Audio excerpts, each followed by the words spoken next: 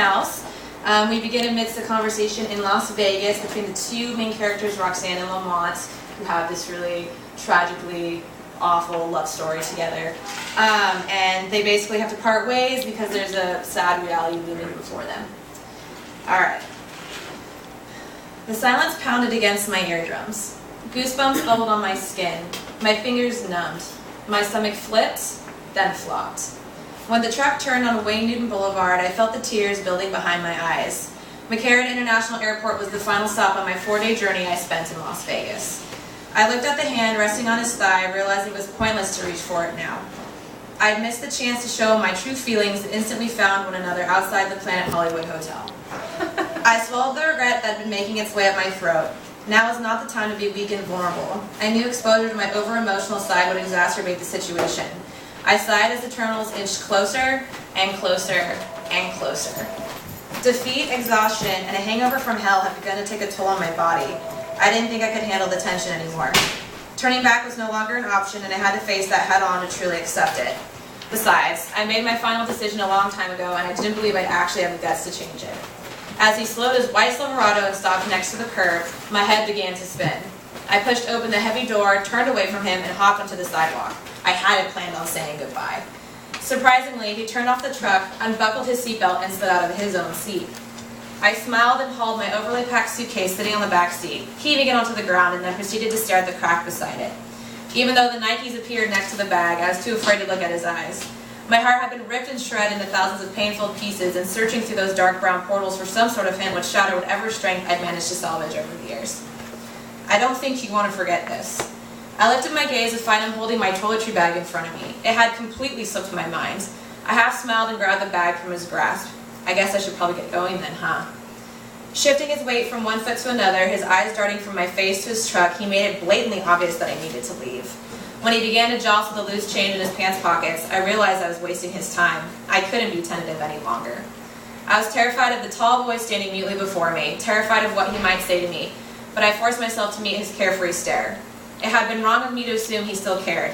It hurt to admit that he probably stopped caring long ago, and it killed me to think that he could care less about us parting ways. Forever. I knew he was content to say goodbye one last time. Nothing he could do or say would change our relationship, so why try? As much as I wanted the ball to be in his court, it was really in mine, and had been for the past year. I was too afraid to play the game because I didn't know what would happen if I actually scored. I could have changed the status of our relationship long ago. I was too chicken shit to outwardly admit his lack of love was mostly my fault. We'd been in love with each other multiple times before, yet fate had always worked against us. "Thank you for driving me, Lamont," I said softly. I managed to keep my voice from cracking. He hated when girls cried, and the last thing I needed was to be remembered as a blubbering idiot. "I appreciate it. I'm sure you feel just as crappy as I do." Though brief, he flashed a smile. I hated that my heart danced happily against my ribcage. How quickly one can redevelop old habits. "I probably feel worse, but don't worry about it. I plan on falling asleep when I get to the hotel. Honestly, I think I'm still a little drunk." He smirked again. It wasn't a problem. If I didn't want to drive you, I would have said no. His deep voice sent a whirlwind of emotions through my body. It had always taken my breath away, but knowing I would never hear it again made breathing seem pointless. I began to wish he had driven off as soon as I stepped out of that truck. If he had, I wouldn't have given him puppy eyes, wouldn't have heard his heart-melting voice, and wouldn't have hesitated to cry the instant I walked into the airport. A good nap will sober you up before tonight. "I feel bad you had to be up so early. I'm sure the boys need you at the top of your game tonight." I couldn't stop wringing my hands together. I was battling like an idiot. I needed to move my legs. He needed to push me away and never look back.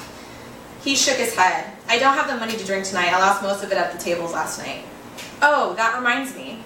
I reached into my pocket and pulled out a wrinkled $20 bill. "You gave me this at the blackjack table. Since I didn't bring you much luck, I feel bad keeping it. You need money to lose tonight again anyway." I hoped he would chuckle, but he looked down at me with those hypnotic eyes instead. When he added that dashing smile, I willed my knees not to buckle beneath me. "Look, Lamont." He interrupted me, stretched out his arms, and wrapped me in a hug. I returned the gesture and held on tight, hoping that he'd never let me go. With my cheek pressed against his chest, I reminded of the first night we met. We'd shared an innocent hug that started it all. The smiles, the tears, the laughs, the anger, the love, the hates, all the emotions that I'd experienced over the past few years flooded back into my heart. His body made me feel warm, but emotionally, I was numb. "I gave you that money because you brought me luck at the table. Sitting by my side, I said you were my lady luck. Remember? I meant it. I should have kept pushing my luck when you left me." He gave a slight squeeze. "You're not wasting my time, so stop it with that pitiful look. I promised you I'd give you a ride," and I did. I felt my strength begin to waver. Was I an idiot for walking away from a boy who sparked my nervous system? After playing this stupid game of cat and mouse for the entirety of our relationship, was it time to grow up and call it quits?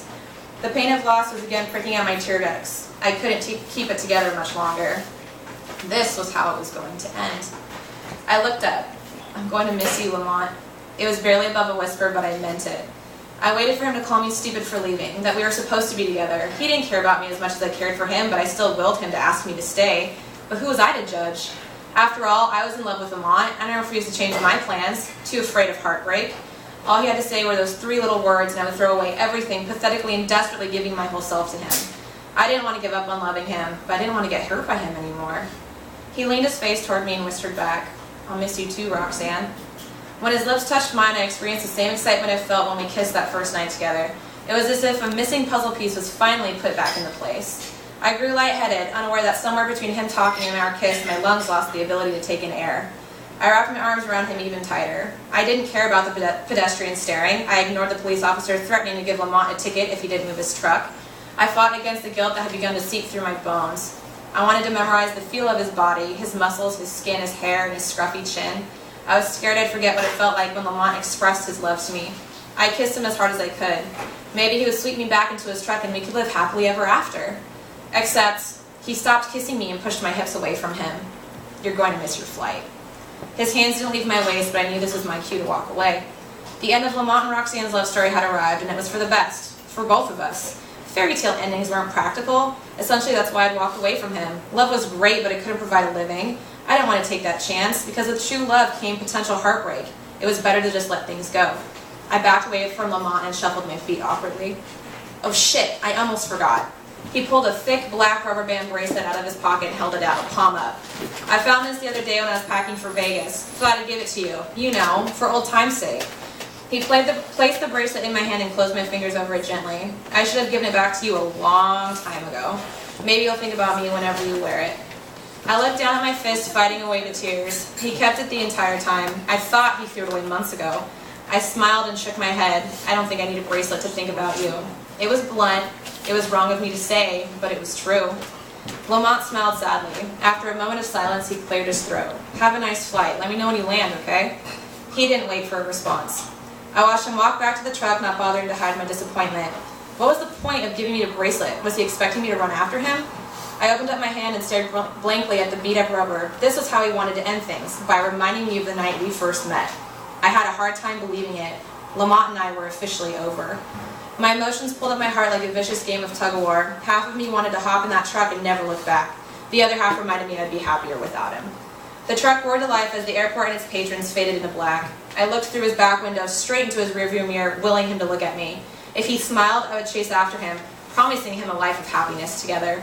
However, his focus remained on the road ahead of him, the road without me. I half hoped he would stop the truck and jump out telling me I was crazy to believe he would actually let me go, but that never happened.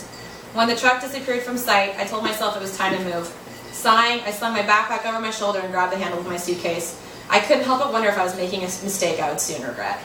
I wiped away the tears that finally burst through my barriers. Turning away from the curb, I tried to convince myself that my Prince Charming hadn't galloped off into the sunset atop his noble steed, completely forgetting about his princess. I stretched a bracelet over my wrist and stared at it. I couldn't help but bask in the memories that had been formed when our relationship was still innocent. Things would never return to the way they were in the beginning. Too much had happened. We had a history now, a history that would never be erased, and it was better that way. I shook my head, straightened my back, and lifted my chin. I refused to look over my shoulder. He was gone, and there was no point turning back. It was time to return to my normal life. I had a steady job, a strenuous class schedule, bills that constantly piled higher, and a cat that needed looking after. My crazy vacation was over, and it was time to face reality. I looked at my left hand and held back the sob that threatened to crack my chest in half. This is my choice. I knew what I had to do. I had to get home. I had to marry my fiancé.